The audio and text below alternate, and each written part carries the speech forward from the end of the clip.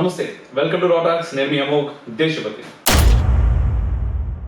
ఈ రోజు రాటాక్స్ లో భాగంగా మనతో మాట్లాడడానికి హిమవంత్ వల్లభనేని అన్న ఉన్నారు. అన్న నమస్కారం. నమస్తే జయశ్రీరామ్. జయశ్రీరామ్, ఎలా ఉన్నారు? బాగున్నారు బ్రదర్, మీరు ఎలా ఉన్నారు? సూపర్, బాగున్నాం. ఓవరాల్ గా ఇంకా మానిటైజేషన్ రాలేదు, దానికోసం ఎదురు చూస్తూ ఉన్నాం. తప్పకుండా వచ్చేస్తుంది. మీరు ఏం చేయకుండానే అన్నెసరీగా మీ మానిటైజేషన్ కట్ చేశారు యూట్యూబ్ వాళ్ళు. సో వెరీ సూన్ మీకు మానిటైజేషన్ మళ్ళీ బ్యాక్ వచ్చేస్తుంది. థ్యాంక్ యూ అన్న. అయితే రీసెంట్ గా ఆర్ఎస్ఎస్ సంబంధించి ఉన్నటువంటి ఒక బ్యాన్ ని మోదీ ప్రభుత్వం తీసివేయడం జరిగింది. అయితే దానికి అనేక అంటే పొలిటికల్ పార్టీస్ కావచ్చు, నార్మల్ జనాల్లో కూడా కొంత వ్యతిరేకత చాలా గట్టిగా వస్తుంది. చాలా మంది మాట్లాడారు కూడా మీడియా ముఖంగా. సో ఫస్ట్ ఆఫ్ ఆల్ ఆ బ్యాన్ ఏంటి, ఆ బ్యాన్ తీయడానికి గల కారణం ఏంటి, అప్పుడు వేయడానికి గల కారణం ఏంటి? ఆర్ఎస్ఎస్ ని సెంట్రల్ గవర్నమెంట్ పీపుల్ ఎవరు పార్టిసిపేట్ చేయకూడదని 1966 లో ఇందిరాగాంధీ గవర్నమెంట్ లో బ్యాన్ విధించారు. అది ఎందుకు విధించారు అనేది వాళ్ళు ఎవరు మాట్లాడట్లేదు. అది రీజన్ ఏంటంటే అప్పుడు దేశంలో బాగా ఎక్కువ గోవధ జరుగుతుంటే ఆ గోవధని అగెయిన్స్ట్ గా చాలా పెద్ద ఉద్యమం జరిగింది. సో ఆ ఉద్యమంలో ఆర్ఎస్ఎస్ చాలా ముఖ్య భూమిక పోషించింది. సో అందులో సెంట్రల్ గవర్నమెంట్ పీపుల్ అందరు ఎంప్లాయీస్ కూడా పార్టిసిపేట్ చేయడం వల్ల కొన్ని లక్షల మంది గవర్నమెంట్ అగెయిన్స్ట్ గా పోరాడుతున్నారని చెప్పి ఎవరైతే సెంట్రల్ గవర్నమెంట్ లో ఉన్నారో వాళ్ళు ఆర్ఎస్ఎస్ లో పార్టిసిపేట్ చేయకూడదు, ఆర్ఎస్ఎస్ లో సంబంధించిన ఏ కార్యక్రమంలో కూడా పార్టిసిపేట్ చేయకూడదని ఆ బ్యాన్ అప్పుడు దాన్ని ఆర్ఎస్ఎస్ మీద విధించారు. సో అది main reason. Reflection channel monetisation తీసివేయడం జరిగింది, అది మీ అందరికీ తెలుసు.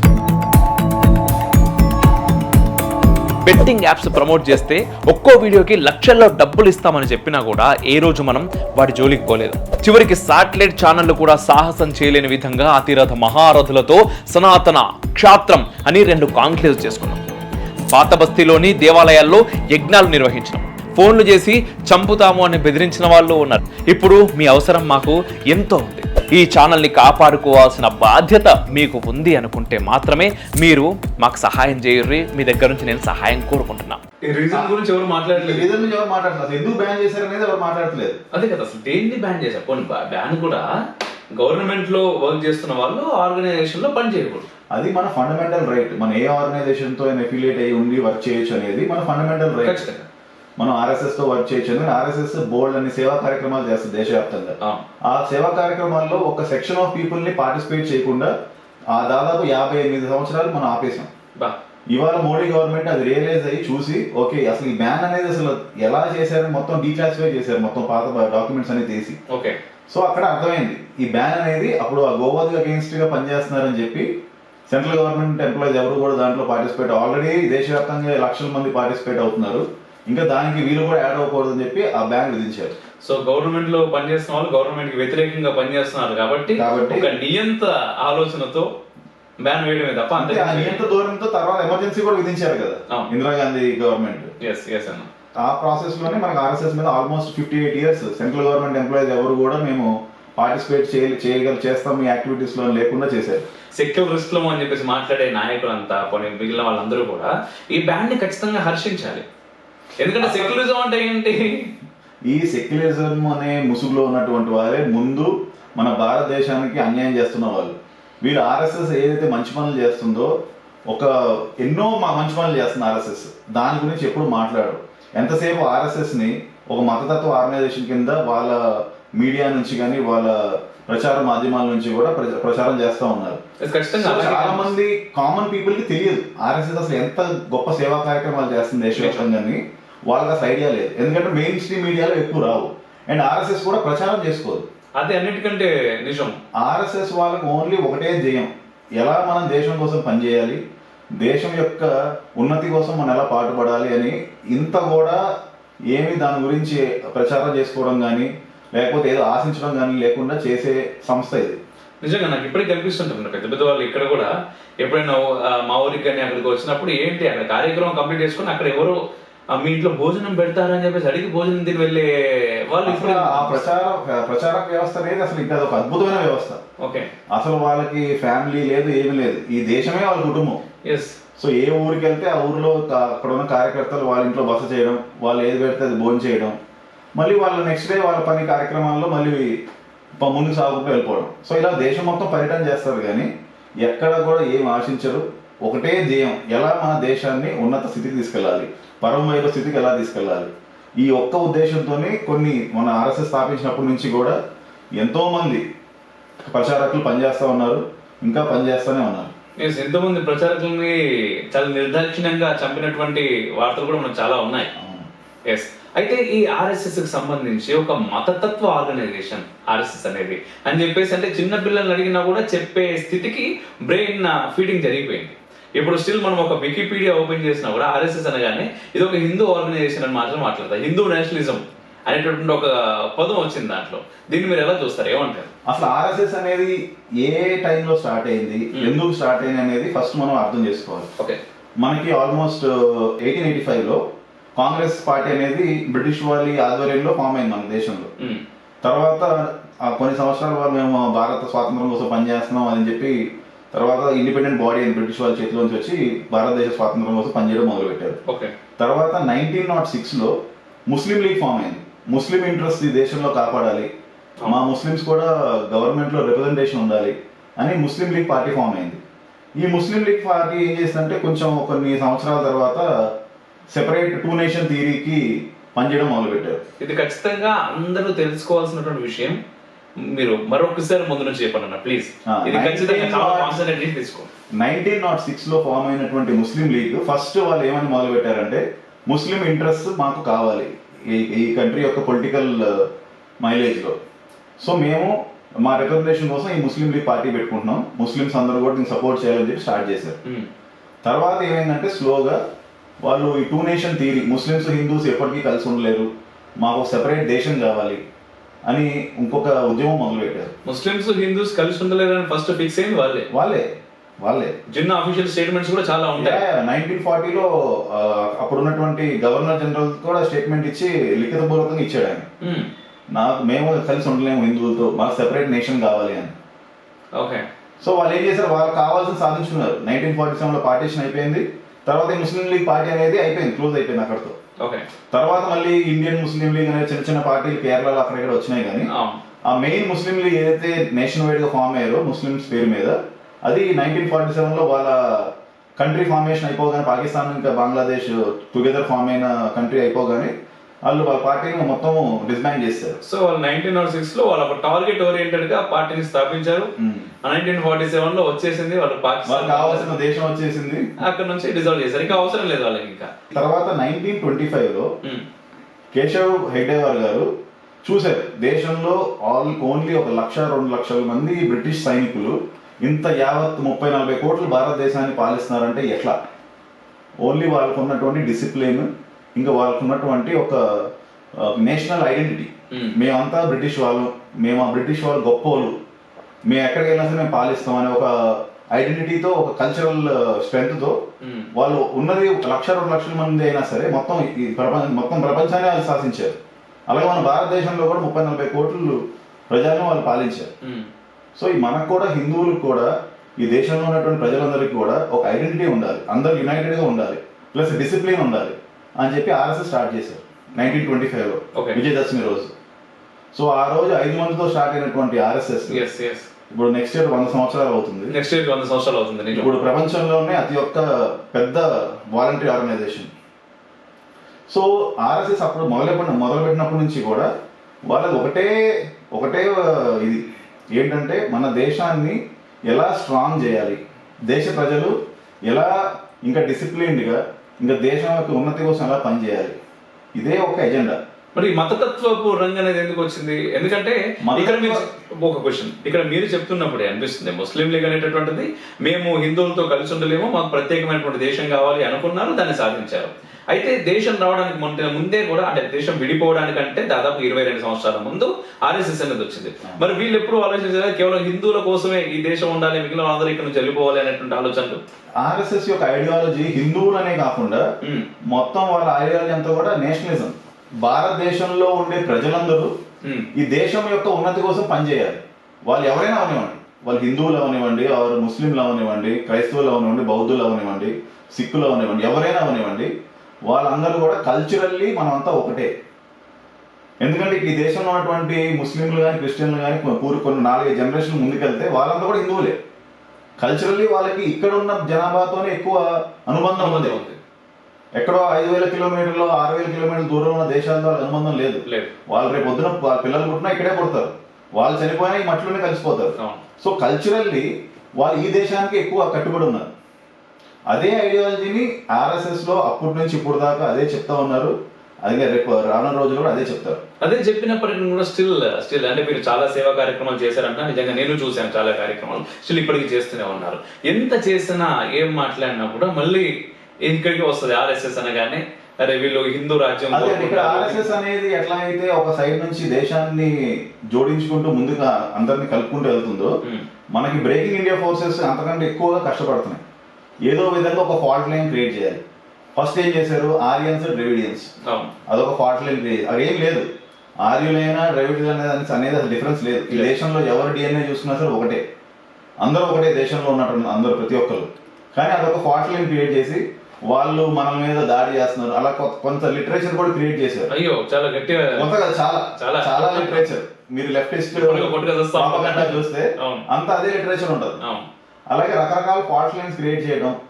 అలాంటి ఫాల్ట్ లైన్ లో ఒక main fault line is Hindu Muslim. అది కూడా వాళ్ళు దాన్ని ఎక్కడైతే ఛాన్స్ దొరుకుతుందో ఆర్ఎస్ఎస్ ని ఒక హిందూ ఆర్గనైజేషన్ గా చూపించడం, వీళ్ళు ముస్లిమ్స్ కి అన్యాయం చేస్తారని చెప్పి ప్రాపగండా చేయడం, ఇటువంటివన్నీ కూడా మళ్ళీ అదొక ఫాల్ట్ లైన్ క్రియేట్ చేసి ఈ దేశంలో అన్స్టెబిలిటీ క్రియేట్ చేయడం. దాదాపు సోకాల్ కమ్యూనిస్టులు కూడా ఇదే మాట్లాడుతూ ఉంటారు. ఎప్పుడు కూడా ఆర్ఎస్ఎస్ అనేది బీజేపీ పార్టీ, ఆర్ఎస్ఎస్ రెండు వేరు కాదు, రెండు ఒకటే అని మాట్లాడతారు. ఎవరు కూడా అంటే ఆర్ఎస్ఎస్ ని హిందూ ఆర్గనైజేషన్ మాట్లాడినటువంటి ఎవరు కూడా ఎంఐఎం పార్టీని, అంతే మన రాహుల్ గాంధీ ఉన్నాడు, ఆర్ఎస్ఎస్ ని ఇది పక్కా హిందూ ఆర్గనైజేషన్ అని మాట్లాడతాడు. బట్ ఎంఐఎం అనేది సెక్యులర్ అంటాడు, సెక్యులర్ పార్టీ అంటాడు. రాహుల్ గాంధీ గారు ఎట్లా అంటే హిందువులకు వచ్చేసరికి ఆయన భాష ఒకలాగా ఉంటుంది, ముస్లింకి వచ్చేసరికి ఆయన భాష ఇంకోలాగా ఉంటుంది. అది పార్లమెంట్ సాక్షిగా ఆయన హిందువుల్ని తిట్టాడు, అందరం చూసాం అది. సో ఆయన మాట్లాడేదాన్ని ఎవరు పెద్ద పట్టించుకోవాల్సిన అవసరం లేదు. ఆయన నిజంగా ఈ దేశం కోసం పనిచేయాలంటే ముందు అందరినీ ఈక్వల్గా గౌరవించడం నేర్చుకోవాలి. ఆయన హిందువుల్ని తక్కువ చేసి మాట్లాడటం, ఇంకా హిందువుల్ని డివైడ్ చేయటం, నేను క్యాస్ట్ వైజ్ డివైడ్ చేస్తాను, లేకపోతే ఈ రకంగా డివైడ్ చేస్తాను, నార్త్ సౌత్ అని డివైడ్ చేస్తాను, ఇటువంటివన్నీ చేస్తే దేశం యొక్క మన స్టెబిలిటీని పాటు చేసిన వాడు అవుతాడు, కానీ మన దేశం యొక్క స్ట్రెంత్ ని ఇంప్రూవ్ చేసే మనిషి అనేది అవ్వడు. సో ఇప్పుడు ఆర్ఎస్ఎస్ కి సంబంధించి మరొక ప్రశ్న అన్న, ఇప్పుడు ముస్లిం మంచి కూడా ఒకటి ఉంది అని చెప్పేసి నేను విన్నాను. అవును, ముస్లిం మంచే కాదు, రాష్ట్రీయ సిక్ సంఘటన ఒకటి ఉంది. ఓకే, అలాగే ముస్లిం రాష్ట్రీయ మంచి ఉంది, అలాగే బొద్ధుల కోసం కూడా ఒక సంఘటన ఉంది. అలా ప్రతి ఒక్కరి కోసం ఉంది, not just religion wise. Even సేవకు సంబంధించినటువంటి ఎన్నో ఆర్గనైజేషన్ ఉన్నాయి. సేవా భారతి ఉంది. ఓకే, అవును, సేవా భారతి. ఇప్పుడు మీరు వాయనాడులో చూస్తే సేవా భారతి చేసేటువంటి సేవా కార్యక్రమాలు ఎవరు ఏ ఆర్గనైజేషన్ కూడా ఎవరు చేయలేని పరిస్థితి. అండ్ ఇక్కడ వాయనాడు గురించి మాట్లాడితే మనం ఇది కూడా చెప్పొచ్చు, వాయనాడులో almost 30% population Muslim population. Okay, వారికి ఎక్కువనే ఉండొచ్చు. Hindu population is only 40%. Okay, కానీ అక్కడ సేవ చేసేదంతా కూడా ఆర్ఎస్ఎస్ యొక్క వాలంటీర్స్. ఏమీ ఆశించకుండా అక్కడ ఉన్నటువంటి అక్కడ అంత వరద బీభత్సం అవుతున్నా కానీ వాళ్ళ ఇద్దరు కుర్రోళ్ళు చనిపోయారు. రజీష్ ఇంకా శరత్ ఇద్దరు కుర్రోళ్ళు కూడా ఆర్ఎస్ఎస్ కార్యకర్తలు. అంటే ఇక్కడ ఏంటంటే నేషన్ ఫస్ట్ అనేది వాళ్ళు పాటిస్తారు, ఓన్లీ మాట్లాడటం కాదు, వాళ్ళ ప్రాణాలను కూడా పణంగా పెట్టి అక్కడ ఉన్నటువంటి ప్రజలు ఎలా కాపాడాలి అనే దాని మీద వాళ్ళ దృష్టి అంతా. అటువంటి గొప్ప కార్యకర్తల్ని అందించినటువంటి ఆర్గనైజేషన్ ఆర్ఎస్ఎస్. సో ఇక్కడ ముస్లిం అనేవాడిని నేను సేవ్ చేయను, ఓన్లీ హిందూనే సేవ్ చేస్తాను, లేకపోతే ముస్లింకి నేనేమి రిలీఫ్ మెటీరియల్ ఇవ్వను, ఓన్లీ హిందూకి ఇస్తాను అనేది ఉండదు. అక్కడ ప్రతి ఒక్కరికి కూడా సేవ చేస్తూనే ఉంటారు. ఇది ఇప్పుడు వాయనాడు ఇప్పుడు చూస్తున్నాం మనం. 2014లో కాశ్మీర్లో ఇంకా దీనికంటే చాలా పెద్ద వరద బీభత్సం జరిగింది. అప్పుడే మోడీ గవర్నమెంట్ వచ్చిన కొత్తలోనే చాలా పెద్ద వరద బీభత్సం అయింది. కాశ్మీర్లో మీకు తెలిసిందే 90% ముస్లిమ్స్, కానీ మొత్తం అక్కడ మేజర్ రిలీఫ్ పని చేసినంత కూడా ఆర్ఎస్ఎస్. మిగతా చోట్ల చాలా చోట్ల మనం ఎవరన్నా చెప్తారు, ఎక్కడ వరదలు వచ్చినా ఎక్కడ కెలామిటీ వచ్చినా ఫస్ట్ అక్కడ రిలీఫ్ యాక్టివిటీ ఆర్మీతో పాటు సహకారంగా వెళ్ళేది ఆర్ఎస్ఎస్ కార్యకర్తలు. మనం అది ఉత్తరాఖండ్ లో చూసాం, మన ఆంధ్రాలో దివిసీమ వరదలప్పుడు చూసాం, గుజరాత్ అర్త్క్వేక్ అప్పుడు చూసాం. అలా ఎన్ని నేషనల్ కెలామిటీ వచ్చినప్పుడు ముందు ఆర్ఎస్ఎస్ వాళ్ళు నిలబడి ఈ దేశం కోసం పనిచేసేదే కానీ నేను ఈ మతం కోసం పనిచేస్తాం, లేకపోతే ఈ భాష కోసం పనిచేస్తాం, నార్త్ వాళ్ళ కోసం పనిచేస్తాం, సౌత్ వాళ్ళ కోసం పనిచేస్తాం అనేది ఎక్కడా ఉండదు, ఎక్కడా జరగదు. ఓకే, అయితే స్వాతంత్రం వచ్చిన తర్వాత దాదాపుగా 3 సార్లు ఆర్ఎస్ఎస్ పైన బ్యాన్ జరిగింది ఇప్పటికి. అంటే ఇంతకుముందు మీరు చెప్పిన ఎంప్లాయీస్ సంబంధించింది కాకుండానే 3 సార్లు అఫీషియల్ గా బ్యాన్ జరిగింది. 3 సార్లు కూడా కాంగ్రెస్ గవర్నమెంట్ ఉన్నప్పుడే జరిగింది. దీన్ని ఎలా చూడొచ్చు? గాంధీజీ చనిపోయినప్పుడు ఒకసారి బ్యాన్ విధించారు 1948లో 1948లో బ్యాన్ విధించి తర్వాత మళ్ళీ ఒక 10 నెలల్లో బ్యాన్ ని తీసేశారు. ఎందుకంటే ఆర్ఎస్ఎస్ అందులో ఏమీ మిస్టేక్ లేదు. ఆర్ఎస్ఎస్ కూడా మేము నేషనల్ బిల్డింగ్ కోసం పనిచేస్తాం కానీ మిగతా ఉద్దేశం మాకు లేదని చెప్పి ఆర్ఎస్ఎస్ నుంచి కూడా వాళ్ళకి అర్థమైంది, క్లారిటీ వచ్చింది. అండ్ ఆల్వేస్ సర్దార్ పటేల్ గారు కూడా ఆర్ఎస్ఎస్ ఎంత సేవా కార్యక్రమాలు చేసినా చూశారు ఆయన. ఈవెన్ పార్టీషన్ టైంలో కూడా ఎంతో మంది ప్రాణాలు కోల్పోయి అక్కడ నుంచి పాకిస్తాన్ నుంచి ఇండియాకి డిస్ప్లేస్ అవుతున్నప్పుడు మధ్యలో క్యాంపులు వేసి అందరినీ సేఫ్ గా ట్రాన్స్పోర్ట్ చేయడానికి అన్ని రకాలుగా హెల్ప్ చేసి మళ్ళీ ఆర్ఎస్ఎస్ అక్కడ కూడా అది ఒకసారి కాంగ్రెస్ గవర్నమెంట్ బ్యాన్ చేసింది. మళ్ళీ ఎమర్జెన్సీ టైంలో మొత్తం దేశాన్నే బ్యాన్ చేసింది ఇందిరాగాంధీ గారు. దేశాన్ని ప్రజాస్వామ్యాన్నే మొత్తం క్లోజ్ చేసి బ్యాన్ చేశారు. సో ఆర్ఎస్ఎస్ కూడా తప్పకుండా, ఎందుకంటే ఆర్ఎస్ఎస్ అనేది పబ్లిక్ తో ప్రజాక్షేత్రంలో పనిచేసే ఆర్గనైజేషన్. సో ఆర్ఎస్ఎస్ ని ఆల్మోస్ట్ 2 సంవత్సరాలు అప్పుడు బ్యాన్ చేశారు. ఎమర్జెన్సీ పోయిన తర్వాత మళ్ళీ ఆర్ఎస్ఎస్ మీద బ్యాన్ మళ్ళీ అప్పుడు నిలిపేశారు. తర్వాత మళ్ళీ బాబ్రీ మసీద్ డిమాలిషన్ అప్పుడు పివి నరసింహారావు గవర్నమెంట్ లో ఒక 6-7 నెలలు బ్యాన్ చేశారు. ఓకే, ఇప్పుడు ఈ బాబ్రీ మసీద్ దానికి సంబంధించి ఎలా చూడొచ్చు ఆర్ఎస్ఎస్? దాంట్లో ఆర్ఎస్ఎస్ అనేది ఓన్లీ సేవా కార్యక్రమాలు, రకరకాల ఆర్గనైజేషన్స్, ఐడియాలజీ పరంగా పనిచేస్తుంది. మిగతా ఏ దాంట్లో కూడా ఆర్ఎస్ఎస్ ఇన్వాల్వ్మెంట్ ఎందులోనూ డైరెక్ట్ గా ఉండదు. వీళ్ళందరూ కూడా ఆర్ఎస్ఎస్ అనేది ఒక భూతంగా చూపించి ఆర్ఎస్ఎస్ అన్ని చేస్తుంది అంటారు. ఆర్ఎస్ఎస్ అసలు ఎలాంటి ఏ కార్యక్రమాల్లో కూడా తనకు తాగా ఏం చేయదు. Ideology building, nation building, character building, okay, ఈ 3 చేస్తుంది. ఓకే, అండ్ ఇప్పుడు ఆర్ఎస్ఎస్ అండ్ బీజేపీకి రెండింటిని ఒకే దానిలో చూడొచ్చా, లేదు వేరు వేరు చూడొచ్చు? బీజేపీ అనేది పొలిటికల్ ఆర్గనైజేషన్, ఆర్ఎస్ఎస్ అనేది ఐడియాలజీ, ఇందాక చెప్పినట్టు ideology, nation building, character building. So మీకు బీజేపీలో అందుకే గొప్ప గొప్ప నాయకులందరూ కూడా ఆర్ఎస్ఎస్ బ్యాక్గ్రౌండ్ వచ్చిన వాళ్ళు ఉంటారు. వాళ్ళు అక్కడ కష్టపడి పనిచేసిన వాళ్ళు, లేదా వాళ్ళ క్యారెక్టర్ బిల్డ్ అయింది అక్కడ. రోజు శాఖ వెళ్ళిన వాళ్ళు మార్నింగ్ 6:30కి వెళ్ళిపోతారు శాఖకి. వెళ్ళి రోజు మార్నింగ్ శాఖలో ఏం చేస్తారు? Physical exercises. బౌద్ధిక్ ఉంటుంది, బౌద్ధిక్ లో మన దేశ గొప్ప చరిత్ర గురించి, మన దేశాన్ని పాలించిన గొప్ప రాజుల గురించి, మన స్వాతంత్ర సమరయోధుల గురించి, మన దేశం యొక్క కల్చర్ గురించి, వీటి గురించే ప్రస్తావన ఉంటుంది. సో ఆటోమేటిక్ గా రోజు ఆ ఎన్విరాన్మెంట్ లో వెళ్ళిన వాళ్ళకి ఈ దేశం తప్పితే వేరే ఐడియాలజీ ఇంకా రాదు. ఇంకా నేషన్ ఫస్ట్ అనేది ఇంకా వాళ్ళకి ఇన్బిల్ట్ అయిపోతుంది. సో దానికోసమే ఇంకా కంటిన్యూస్ గా పనిచేస్తూ ఉంటారు. నేను రీసెంట్ గా పవన్ కళ్యాణ్ కూడా వాళ్ళ పార్టీకి సంబంధించినట్టు ఒక సమావేశంలో మాట్లాడుతూ అన్నాడు, అదే ఆర్ఎస్ఎస్ కి సంబంధించి ఎంత క్రమశిక్షణగా ఉంటారు వాళ్ళందరూ కూడా, ఏదో వాళ్ళ పని ఇచ్చినటువంటి పని బాధ్యతను నిర్వర్తిస్తారు, ఆ తర్వాత కామ్గా వెళ్ళారు, వాళ్ళ పని ఏదో వాళ్ళు చేసుకుంటూ ఉంటారు, మనం అందరం అది నేర్చుకోవాలి అనే టైప్ లో వాళ్ళు మాట్లాడారు. అయితే ఆయన ఒక ఇంపార్టెంట్ పాయింట్ చెప్పారు. ఒక ఆర్గనైజేషన్ కి జనరల్ సెక్రటరీగా చేసి తర్వాత తన పని తను చేసుకోగా నెక్స్ట్ డే మళ్ళీ కార్యకర్తగా మళ్ళీ వెనకాల వచ్చి కింద కూర్చుని నార్మల్ గా ప్రవర్తిస్తారు. అది ఏ పార్టీలో కానీ ఏ ఆర్గనైజేషన్ లో కానీ జరగదు. సో పవన్ కళ్యాణ్ గారు BJP sympathiser and RSS sympathiser కాబట్టి ఆయన ఓపెన్ గా చెప్పారు. కానీ ఆర్ఎస్ఎస్ అనేది డిసిప్లిన్ ఆర్గనైజేషన్ అని ఈవెన్ కాంగ్రెస్ పార్టీ వాళ్ళ క్లోజ్ డోర్ మీటింగ్స్ లో కూడా చెప్పుకుంటారు. ఎందుకంటే వాళ్ళకే తెలుసు కాంగ్రెస్ వాళ్ళు ఏదైనా పని చేయాలంటే వాళ్ళు అందరికి మందు పోయాలి, బిర్యానీ చేయాలి, అప్పుడు కానీ మనుషులు రారు. కానీ ఆర్ఎస్ఎస్ అట్లా కాదు. ప్రతి ఒక్కరు కూడా దేశం కోసం ఏం చేయాలి, ఎలా పని చేయాలి అనే ఆలోచనతో ఏమీ ఆశించకుండా పనిచేసేవాడే ఆర్ఎస్ కార్యకర్త. సో డెఫినెట్ గా మిగతా పార్టీ వాళ్ళకి, మిగతా ఈ లెఫ్టిస్ట్ ఆర్గనైజేషన్స్ కి ఆర్ఎస్ నుంచి అసూయ ఉంటుంది. వీళ్ళకి ఏంటి, ఏమి అసలు ఏం ఆశించుకుంటూ పనిచేస్తున్నారు, మా దగ్గర వచ్చే వాళ్ళకి ఏమో ఏదో ఒకటి మేము వాళ్ళు రిటర్న్ ఇవ్వకపోతే మా దగ్గర మళ్ళీ వచ్చి పనిచేయరు అండ్ ఎంప్లాయ్ కూడా చేసుకుంటారు. మీకు లెఫ్టిస్ట్ ఆర్గనైజేషన్స్ లో ఈ చదువుకున్న పిల్లలకి నెలకి 2 లక్షలు జీతం ఇవ్వడం ఇలాంటివి కూడా చేస్తారు. ఇంటలెక్చువల్ గా మాట్లాడే వాళ్ళు కావాలి, వాళ్ళ యొక్క ఈ డివిజివ్ ప్రొపగండాన్ని స్ప్రెడ్ చేసే వాళ్ళు కావాలి. దానికోసం ఎవరైతే చక్కగా ఇంగ్లీష్ మాట్లాడి ఈ ప్రొపగండా చేయగలరో వాళ్ళు ఎంప్లాయ్ చేసుకుని వాళ్ళని పోషిస్తూ ఉంటారు. అండ్ రీసెంట్ గా ఓవైసీ కూడా మాట్లాడారు, ఈ ఆర్ఎస్ఎస్ పైన బ్యాన్ ను తీసివేసిన తర్వాత మోదీ మన దేశానికి ఒక కొత్త చరిత్ర నేర్పిస్తున్నారు, ఉన్న చరిత్రని మార్చేలా ప్రయత్నాలు చేస్తున్నారు అని చెప్పి. అసలు ఓవైసీ అనే అతనికి ఏ హక్కు ఉంది ఆర్ఎస్ఎస్ గురించి మాట్లాడడానికి? పార్లమెంట్ లో జై పాలస్తీన్ అనే అటువంటి వ్యక్తి, మన దేశ సమగ్రతని భంగం కలిగించినటువంటి వ్యక్తి ఆర్ఎస్ఎస్ గురించి మాట్లాడే అర్హత ఎక్కడుంది అతనికి?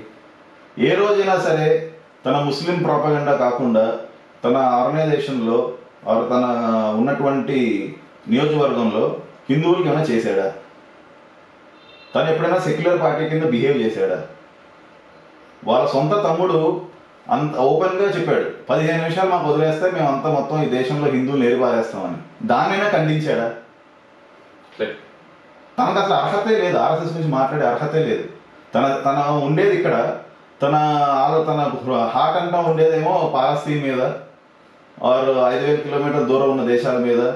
ఈ దేశంలో పుట్టి కూడా ఈ దేశ వనరులన్నీ అనుభవిస్తూ ఇక్కడ శాసనసభ్యుడు అయ్యుండి చేసే పనులేమో అన్నీ కూడా పాలస్తీన్ గురించి, వేరే దేశంలో ఉన్నటువంటి ప్రజల గురించి ఆలోచన.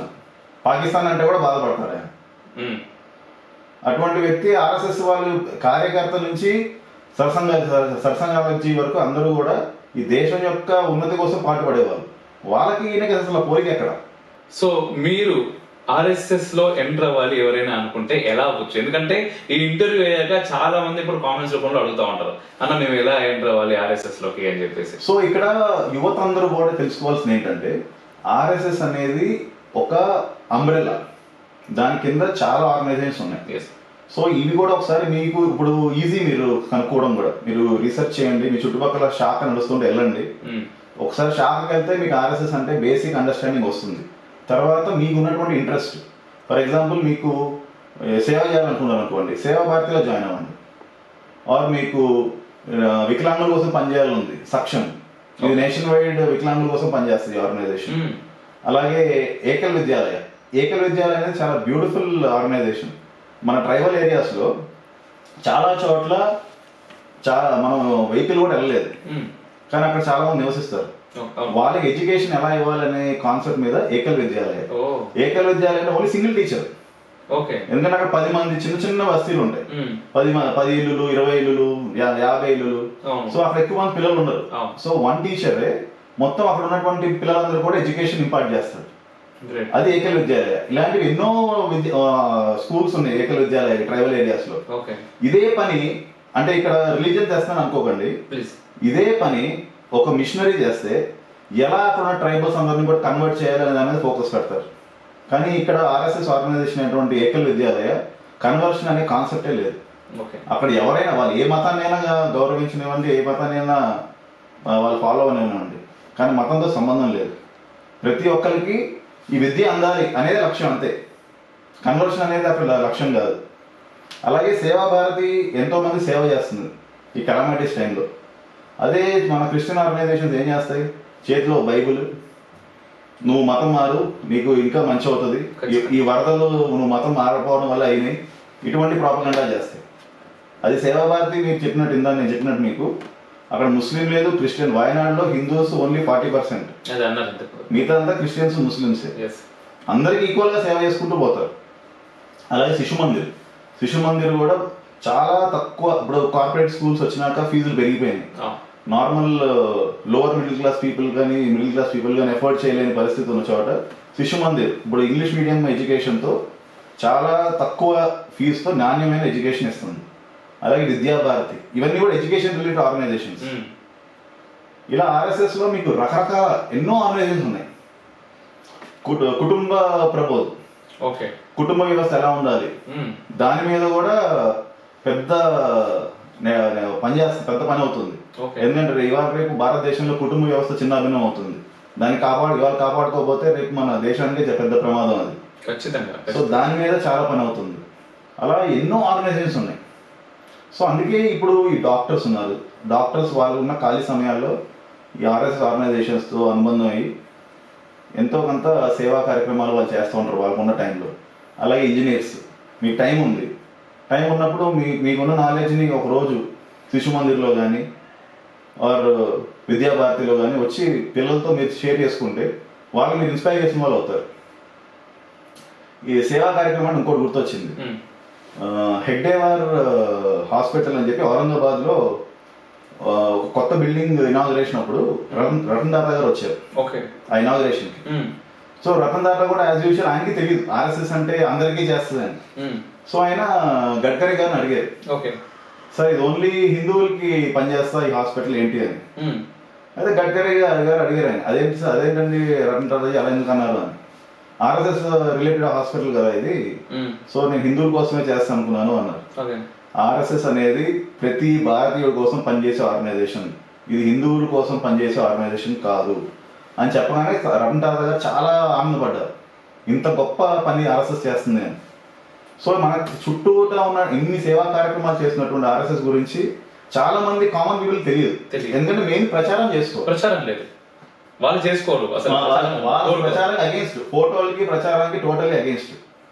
వాళ్ళు చేసే సేవా కార్యక్రమం అసలు వెలకట్లేం, అన్ని వేల కోట్ల సేవా కార్యక్రమం అవుతూ ఉంటుంది in terms of human resources కానీ మానిటరీగా కూడా కానీ ఎక్కడ కూడా దాని ప్రచారం ఉండదు. సో కామన్ పీపుల్ అందరూ కూడా ఇప్పుడు మన బాధ్యత ఇలాంటి ఆర్గనైజేషన్లో మనం పార్టిసిపేట్ చేసి, ఎందుకంటే ఇప్పుడు చాలా ఆర్గనైజేషన్స్ ఎలా ఉంటాయి అంటే, ఇప్పుడు మొన్న ఈ వాయనాడ్ రిలీఫ్ పని అవుతున్నప్పుడు ఈ కమ్యూనిస్టులు ఒక పోస్టర్ రిలీజ్ చేశారు. అక్కడ ఎవరు పని చేయట్లేదు, వాళ్ళు ఏ జనరేటెడ్ ఆ ఫోటోలో టీ-షర్ట్ పైన కమ్యూనిస్ట్ లోగో వేసుకుని ఆ ఏ జనరేటెడ్ ఫోటో రిలీజ్ చేసి మేము సేవ్ వాయనాడ్, హెల్ప్ వాయనాడ్ అని చెప్పి పోస్టర్. అంటే ఏంటంటే అక్కడ చందాల కలెక్షన్ కోసం వాళ్ళు పోస్టర్ రిలీజ్ చేసుకుంటున్నారు, కానీ ఫిజికల్ గా పనిచేసేది లేదు, సేవ చేసేది లేదు.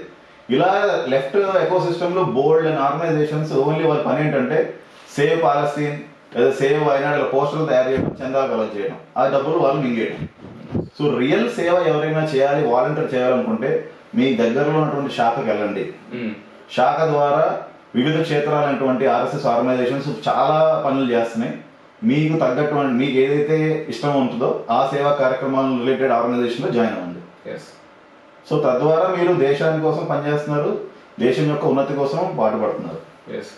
అండ్ దీని నాకు తెలిసి ఈ ఇంటర్వ్యూ తోటి చాలా మందికి ఇంకా ఎక్కువ క్లారిటీ వచ్చిందని నేను అనుకుంటున్నాను. అండ్ ఇన్ని వింగ్స్ లో ఆర్ఎస్ఎస్ పనిచేస్తుంది, అండ్ ఆర్ఎస్ఎస్ లో ముస్లిం మంచి కూడా ఉంది. నాట్ ఓన్లీ ముస్లిం మంచి, చాలా ముస్లిమ్స్ ఆల్మోస్ట్ 15,000 మంది కార్యకర్తలు ఉన్నారు, అంతమంది కార్యకర్తలు ఉన్నారు.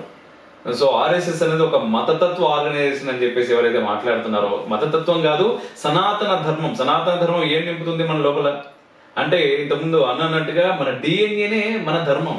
ఇక్కడ మనం కల్చరల్లీ అనేది ఎందుకు వాడాల్సి వస్తుందంటే, మీరు ఏ ప్రపంచంలో ఏ మూలకైనా వెళ్ళండి, భారతదేశాన్ని ఐడెంటిఫై చేసేది ఎలా? మన యొక్క కట్టుబొట్టు, మన యొక్క సాంప్రదాయాలు, మన పండుగలు, అండ్ మన సనాతన యోగా, మన సనాతన టీచింగ్స్, ధర్మాలు, వీటి గురించి మన ఐడెంటిటీ. సో ఇవాళ ఇక్కడ పుట్టినటువంటి ముస్లిం అయినా క్రిస్టియన్ అయినా తన డిఎన్ఏలో ఈ సంస్కారాలన్నీ కూడా ఉన్నాయి. నేను చాలా పెళ్లిళ్ళు చూశాను, క్రిస్టియన్ పెళ్లిళ్ళు. నేను క్రిస్టియన్ పెళ్లి అంటే సినిమాలో చూసినట్టు వైట్ గౌన్ వేసుకుని you may know kiss the bride అంటారు అనుకున్నాను, కానీ నేను వెళ్ళి షాక్ అయ్యాను. వాళ్ళు మనలాగానే, ఇది ఇప్పుడు కాదు, 2008-9 అప్పటి నుంచి కూడా నేను చాలా పెళ్లిళ్ళు వెళ్ళాను మా ఫ్రెండ్స్. వాళ్ళు శుభ్రంగా మన హిందూ సాంప్రదాయం ప్రకారమే అన్ని పసుపు, తలంబ్రాలు, కుంకుమ, పట్టు చీరలు, నగలు, పువ్వులు, అన్ని మనలాగే అన్ని సాంప్రదాయం. ఎందుకంటే వాళ్ళకి ఆ సాంప్రదాయాలు అనేవి అక్కడెక్కడో రోమ్ నుంచో లేకపోతే వాటికన్ నుంచో రాలేదు. ఇక్కడ వాళ్ళ పూర్వీకుల నుంచి సాంప్రదాయాలు. మతం మారారు కానీ ఆచారాలు మారలేకపోతున్నారు. సో మీరు కొన్ని క్రిస్టియన్ ఓపెనింగ్స్ ఉంటాయి, షాప్ ఓపెనింగ్స్, అక్కడ వాళ్ళు కూడా దీపం వెలిగిస్తారు. ఈ మధ్య మరి అరాచకాలు తయారయ్యేది. ముందు వాళ్ళ గుడి ముందు అంటున్నా, సారీ, చర్చ్ ముందు ధ్వజస్తంభాలు, మళ్ళీ తర్వాత లోపలికి వెళ్ళిన తర్వాత మంత్రాలు, మళ్ళీ అష్టోత్తరాలు, క్రిస్టియన్ బతుకమ్మలు.